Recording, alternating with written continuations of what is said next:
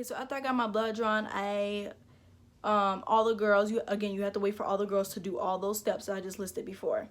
So there's a medical briefing. They wait for all the girls to get in the room, and then they wait for all the guys to get in the room. Everything's like separate between guys and girls, but obviously for girls everything is going to go way more faster because there's always only a few of us, or even if there's like there's always more guys. There's always going to be more guys.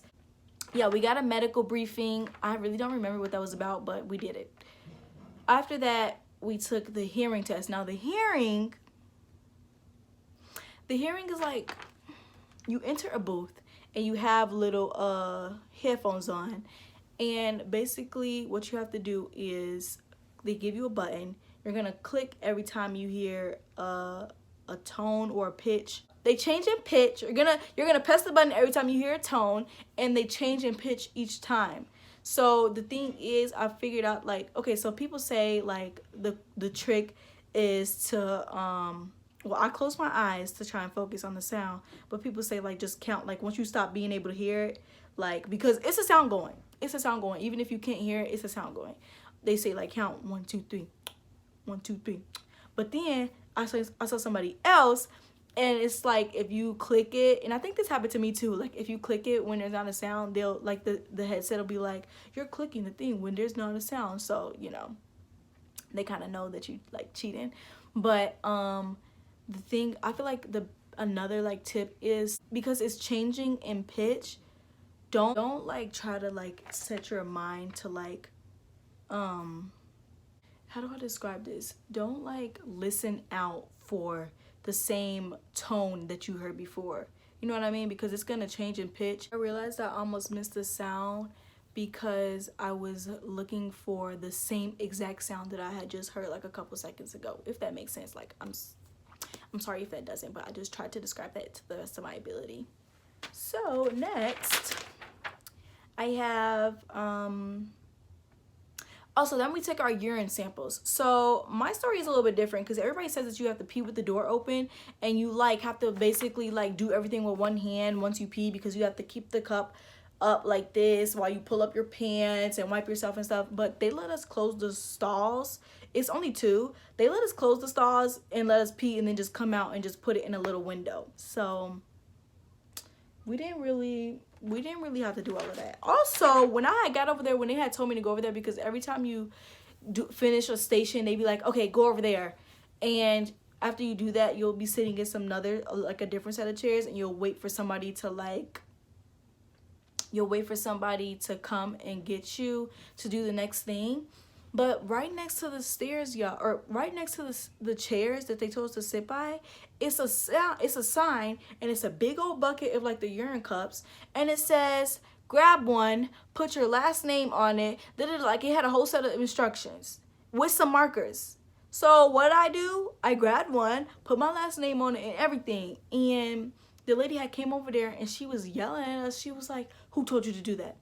Who told you? But then, like, guess what? If you don't do something that they telling everybody else to do, like, if you don't do something that they feel like you should know, they're gonna be like, why didn't you do this? Everybody else is doing it. Why didn't you do this? They like want you to like know, like they think certain stuff is common sense, and they want you to know without them asking. But then, like, when I go look at the sign and I'm doing something without you asking, you want to get mad. So she just wanted to yell at us for some reason, because she was like, who told you to do that? No, throw that away. That's wrong. Nobody told you to do that. So you really can't win. But like I said, it's all like scare tactics. It's all mental. This is like minimal compared to what you go through for basic training. So whatever. Just brush it off. So yeah, we took the urine samples. And then I just want to say that you'll be disqualified if you ever smoked weed before. Like, that's all I'm going to say. Obviously, the urine samples need to be clean. That's the information I'm going to deliver to you. Anyway, okay, so then we go to, like, the physical part of medical. And basically, you're in a room with all the other girls or a group of guys. And they tell you take everything off, except for even your socks. They say... Actually, that's why that ankle socks thing don't make sense, because they tell you to take off your socks anyway. So you strip down to your underwear or your underwear and your bra. Make sure you are wearing a regular bra, not a sports bra. you'll do a couple things. They'll tell you to go like this. They tell you to go like this. They tell you to do duck walks. They tell you to slam your knees on the ground, y'all. They tell you to slam your knees on the ground, and it has to make a sound, and it's like tile. It has to make a sound. Like, I think, what position do you start in?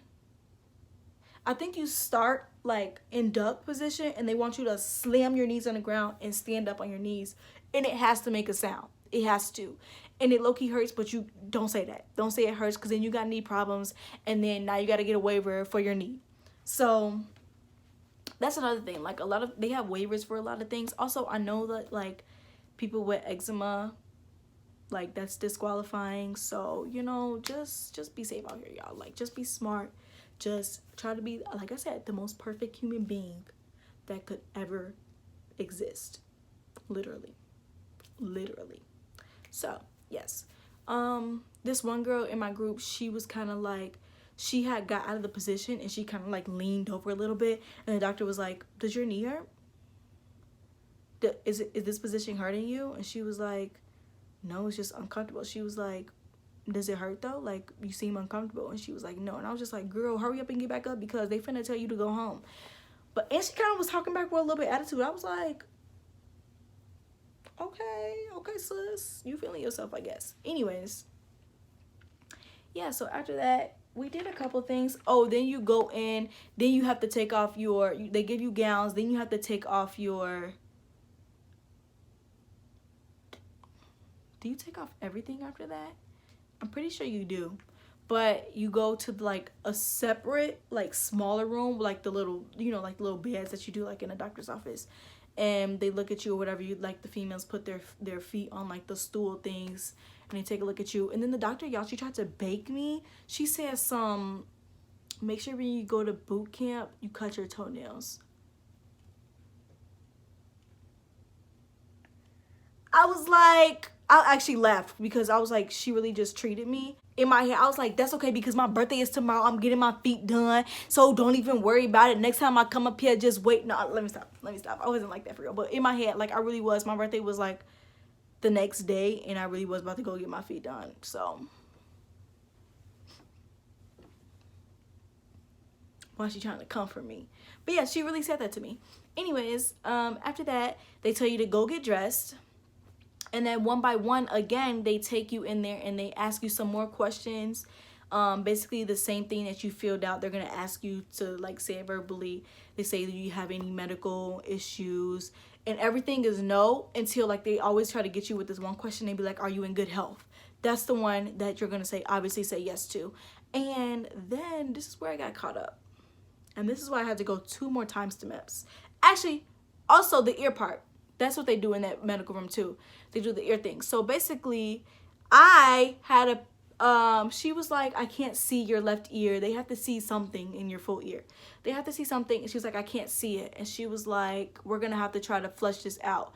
And then she took some microscope thing for ears. And she was like, it's a piece of skin. She literally said, it's a piece of skin blocking the view. A piece of skin. A piece of skin.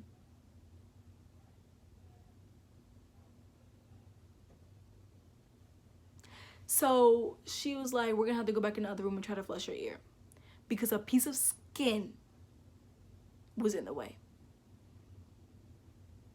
Yes. So then I promise y'all, like, I'm almost done. Then also, yeah, this is where I also got caught up, because I was seeing, like, I was doing good. I was answering all the questions correctly. And then she was like, do you have regular periods? And I was like, no, they're irregular.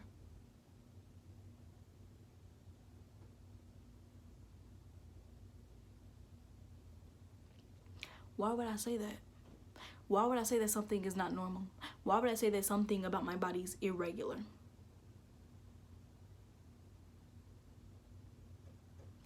Because my periods really are irregular. My menstrual is like 60 days instead of 30. I normally get a period every other month, and it's always been like that.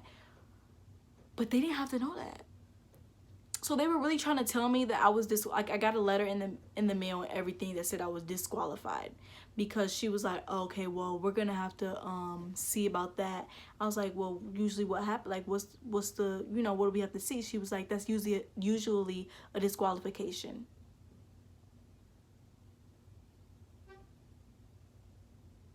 So long story short, I had to go to the doctor to basically, I had my doctor write a letter saying that I get irregular, there's a name for it. I get irregular periods when I am like active, and I had to get a waiver for that. And it took, that's what made my process so long. That's what made my process so long, because this took a year. I went to my recruiter in March. It is February. I don't leave till February 18th. So yeah, I had to get a whole waiver for that. They gave me a paper saying that I get irregular periods because of excessive exercise, or when I'm like heavily active, because that, there's a term for that, but there's no term for just like, you know, a irregular period, because it's irregular. They don't like nothing that's not regular. And when she went to go do my ear thing, y'all, she was like squirting. I never got my, like, had to get my ears cleaned before, so I didn't know what to expect. They squirt, like, I'm guessing it's some water or some type of solution, like like the pressure is like, they're just squirting and squirting and squirting. And it low-key kind of hurt, and I was kind of like going like this, and she was like, does it hurt? Because if it hurts, I have to stop. And I was like, no, it doesn't hurt. No, it doesn't hurt. It's fine. I'm perfectly fine. This is actually fun. I'm actually having a great time. Like, don't make anything seem like it's an issue, because they're going to think something's wrong with your body, and they're going to find a way to disqualify you. Like, they're trying to weave and pick out every single person that they possibly can. So yeah, that was my issue with medical. And I was about in the doctor's like little area where she was like asking me them questions. I was about to cry. Like, I legit was about to cry, because I was like, why did I just say that? Why? And then my recruiter, I felt so bad, because he was basically baking me, because he wasn't baking me for real, but he was just like, why didn't you tell me this? Like, so you went up, he was like, so you went up there and told them that you had a irregular period? And I was just like, see, what had happened was, yeah, I did. So yeah, that was a whole spiel in its own. So yeah, after that, oh yeah, you also do height and weight. Each branch has like different requirements for height and weight, like correspondence. And then I think that was basically it. They also give you a lunch. So yeah, they feed you dinner, breakfast, and lunch. My lunch, I wrote it down. Where'd it go? It was there was like sandwiches. You could pick like whichever sandwich you want, but I chose the ham, cheese, lettuce, tomato sandwich. And they give you some chips to pick from. They give you, I got some mini cookies, a water bottle, and an apple. So it was a really, that's a bomb lunch. That is bomb. Like, I was very appreciative of that. Like, that was so good. And then I think that's everything. Ziploc. So yeah, I just have 2 more other tips I said on here. I said try to remember the room names for stuff, because they when you go to like each desk, they talk to you really fast, and they're like da da da da da, and they want you to respond da da da da da, no ma'am, da da da da, yes sir, da da da, whatever. And then they'll be like, okay, go over there, go over to the medical room, go over to this, go over to there. And it's just like, sir, this is my first time here. How are you gonna tell me to go to a certain room, and I've never been here before, so how do I know that that's what that room is called, you know? So just try to use your context clues, try to pay attention, listen to what they're telling you, because they will treat you. They will do it. They will. So try to pay attention to everything.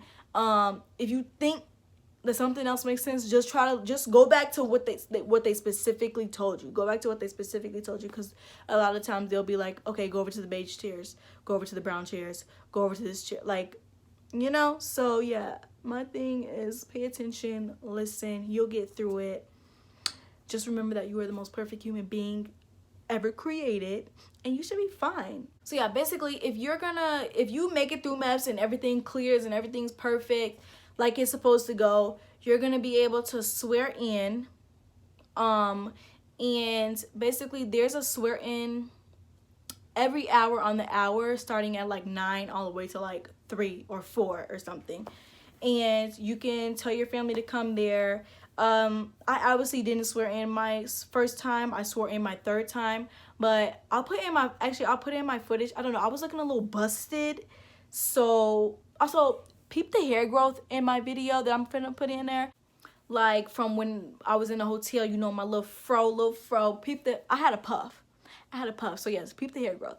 But yeah, I was looking a little rough, so like I don't even know if I want to show y'all for real. But my brother joined the National Guard, so I'll definitely put his footage in there because it's the same thing. So yeah, you swear in, you go like this, family can come, they tell you to repeat, and yeah, that's just that. And then you are a part of the DEP program for the U.S. military. Woo! So yeah, y'all, that's basically it for MEPS. That's gonna be it for my MEPS experience.